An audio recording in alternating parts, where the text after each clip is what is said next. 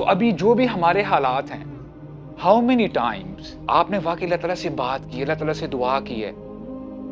کب آپ نے اپنی سچویشن کا اظہار کیا ہے؟ جو دعا ہے وہی تو اصل میں عبادت ہے، اور اگر دعا وہ عمل ہوتا، وہ عبادت ہوتی کہ صرف آپ نے کرنا ہی کرنا، اس کے ریزلٹس کیا ہیں آپ کا کنسرن نہیں ہونا چاہیے، تو پھر بھی یہ عبادت کاؤنٹ ہوتی۔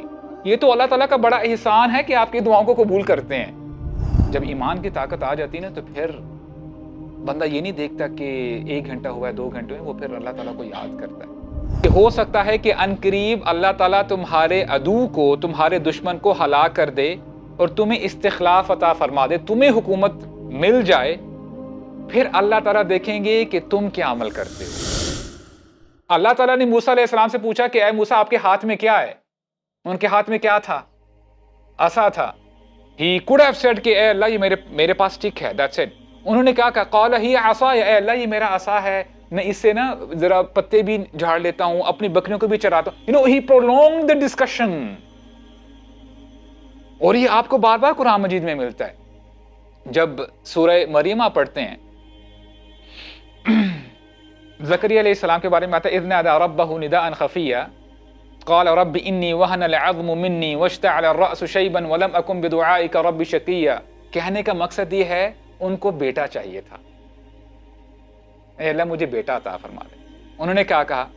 اے اللہ میں بوڑھا ہو گیا ہوں، میری بیوی بھی بانجھ ہے، اور میں کبھی بھی آپ سے دعا کر کے محروم نہیں ہوں۔ He prolonged۔ دعا کرنے کا انداز یہ ہوتا ہے، This is how you should talk to Allah۔ تو ابھی جو بھی ہمارے حالات ہیں، ہاؤ مینی ٹائمز آپ نے واقعی اللہ تعالیٰ سے بات کی، اللہ تعالیٰ سے دعا کی ہے؟ کب آپ نے اپنی سچویشن کا اظہار کیا ہے؟ تو it's about time we talk to Allah سبحانہ و تعالیٰ، ہم اللہ تعالیٰ سے بات کریں۔ اور یہاں پہ موسیٰ علیہ السلام وہی تو گر بتا رہے ہیں، استعینوا باللہ، اللہ تعالیٰ سے مدد مانگو، اور دعا وہ شے ہے جو تقدیر بدل کے رکھ دیتی ہے، تقدیر کو چینج کر دیتی ہے۔ الدعاء هو العبادہ، اور اللہ کے نبی نے فرمایا جو دعا ہے وہی تو اصل میں عبادت ہے، اور اگر دعا وہ عمل ہوتا، وہ عبادت ہوتی کہ صرف آپ نے کرنا ہی کرنا، اس کے ریزلٹس کیا ہیں آپ کا کنسرن نہیں ہونا چاہیے، تو پھر بھی یہ عبادت کاؤنٹ ہوتی۔ یہ تو اللہ تعالیٰ کا بڑا احسان ہے کہ آپ کی دعاؤں کو قبول کرتے ہیں۔ اور ہمیں پتا ہے کہ وہ 3 سٹیپس میں دعا قبول ہوتی ہے، تو وہ انشاءاللہ ہم QA سیشن میں دیکھ لیں گے۔ استعینوا باللہ واصبروا، اور صبر کرو۔ آج مولوی میں کہتے ہیں صبر کرو،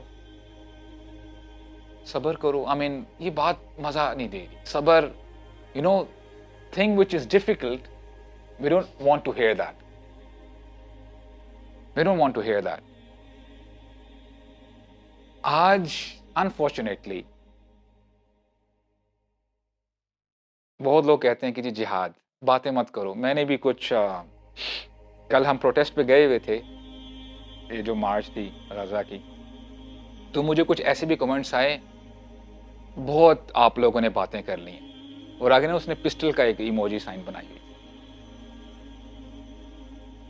اصل میں بات یہ ہے کہ جو آپ کام نہیں کر سکتے نا، وہ بات کرنے میں آپ کو بہت مزہ آتا ہے۔ اگر آپ واقعی علم سے جڑے ہوتے، آپ کو اللہ کی سنت کا پتہ ہوتا، تو کبھی بھی ہم ایسی بات نہ کرتے۔ جو شخص بیسکس پہ اتر نہیں پا رہا، وہ جہاد کیا کرے گا؟ مجھے یہ بتائیں۔ جہاد آپ نے مذاق سمجھا ہوا ہے، یہ ایموشنز تھوڑی دیر کے لیے ہوتے ہیں۔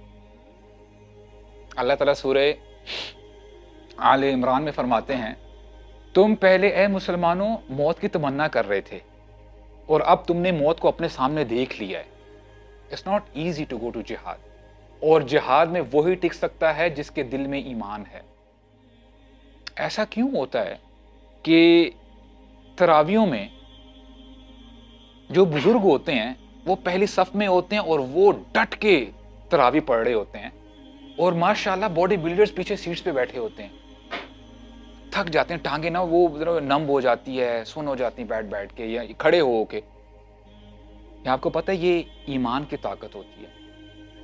جب ایمان کی طاقت آ جاتی ہے نا، تو پھر بندہ یہ نہیں دیکھتا کہ 1 گھنٹہ ہوا ہے 2 گھنٹے ہوئے، وہ پھر اللہ تعالیٰ کو یاد کرتا ہے۔ اصبروا، موسیٰ علیہ السلام نے اپنی قوم سے کہا کہ اللہ سے مدد مانگو اور صبر کرو، والعاقبۃ للمتقین، اور جان لو اینڈنگ مسلمانوں کی اچھی ہوتی ہے، جو ہیپی اینڈنگ ہے وہ ایمان والوں کی، تقوی والوں کی اچھی ہوتی ہے۔ بنو اسرائیل کو یہ بات پسند نہیں آئی، ان کو یہ جو سرمن تھا، خطاب تھا اپنے نبی کا، پسند نہیں آیا۔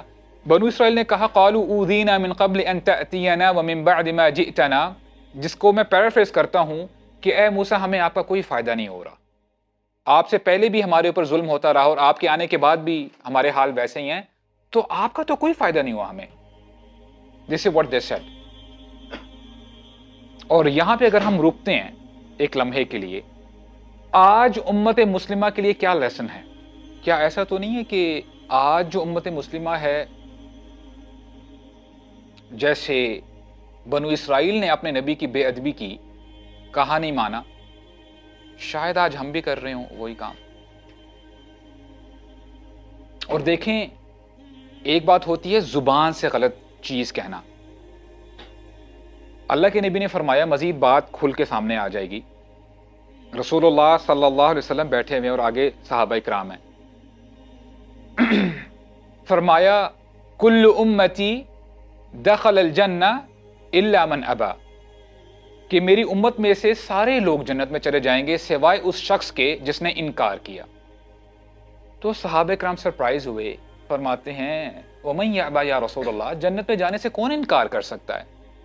تو پھر فرمایا من اطاعنی دخل الجنہ ومن عصانی فقد ابا، جس نے میری اطاعت کی وہ جنت میں داخل ہو چکا، اور جس نے میری نافرمانی کی یہی تو ہے جس نے جنت میں جانے سے انکار کیا۔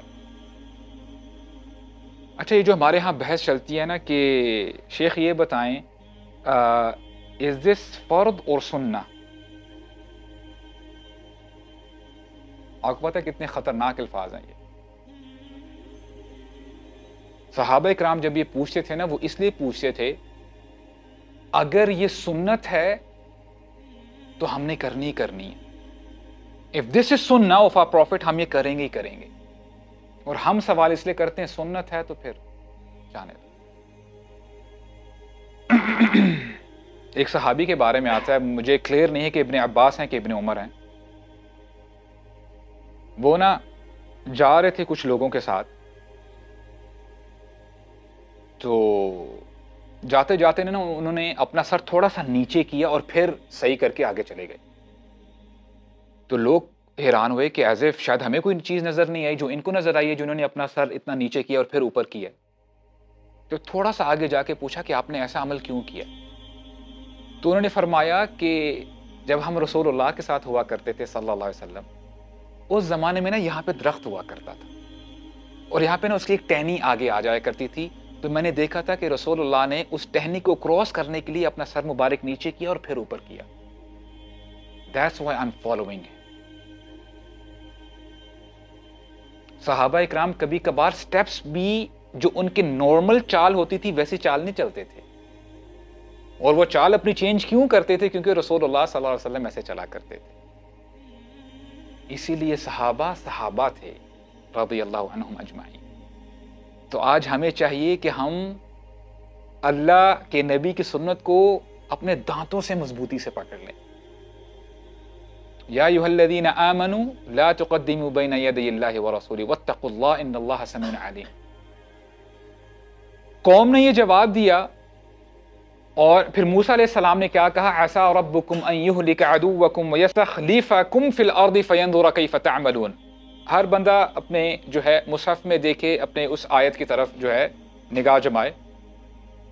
موسیٰ علیہ السلام نے جواب کیا دیا؟ عسیٰ ربکم ان یہلک عدوکم ویستخلفکم فی الارض فینظر کیف تعملون، کہ ہو سکتا ہے کہ ان قریب اللہ تعالیٰ تمہارے عدو کو، تمہارے دشمن کو ہلاک کر دے اور تمہیں استخلاف عطا فرما دے، تمہیں حکومت مل جائے، پھر اللہ تعالیٰ دیکھیں گے کہ تم کیا عمل کرتے ہو۔